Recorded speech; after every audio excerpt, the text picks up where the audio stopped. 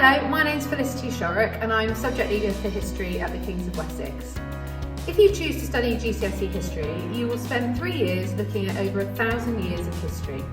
In Year 9, we'll start in the first half term by looking at a foundation unit of the period from the year 1000 to the year 2000, in which you'll get to know us and we'll get to know you, and we can look at how England changed from the year 1000 in the Anglo-Saxon right up to the present day.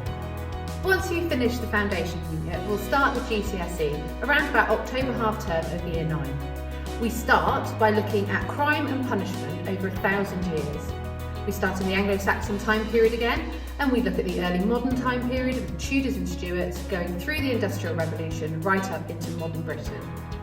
Over the 1,000 years of history, we look at crimes that have been committed through time and which were taken very seriously at different times, and we also look at all the gruesome punishments that people were given through time. We finish Year 9 with an in-depth study of an area of London called Whitechapel, in which Jack the Ripper committed a series of murders in 1888. You are going to investigate the Jack the Ripper murders and try to work out why the police couldn't catch Jack the Ripper. In Year 10, we start to look at the period from 1500 onwards, and we are looking at early Elizabethan history, studying the first 30 years of Elizabeth I as Queen of England and all the struggles that she faced. After this, we start to look at international history. We focus on the period from 1919 to 1939, studying the end of World War I and the rise of the Nazi Party in Germany.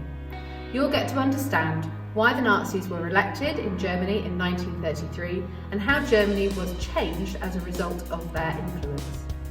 In Year 11, we study a topic called superpower relations, in which we focus on the Cold War, how it began between America and Russia, the main events of the Cold War, and how it came to an end in the 1990s. We then spend the rest of Year 11 revising all the topics that we have taught you since Year 9.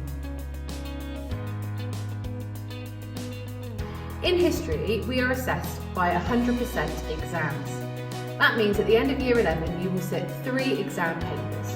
One focused on crime and punishment and Whitechapel, another focused on early Elizabethan England and the Cold War, and finally, a paper on Germany.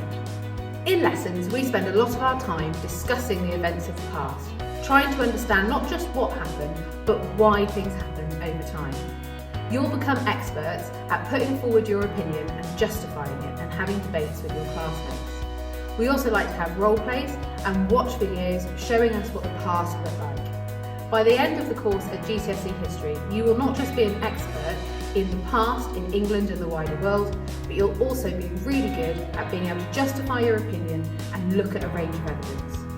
I hope this has inspired you to take GCSE History, and we look forward to welcoming you at King's.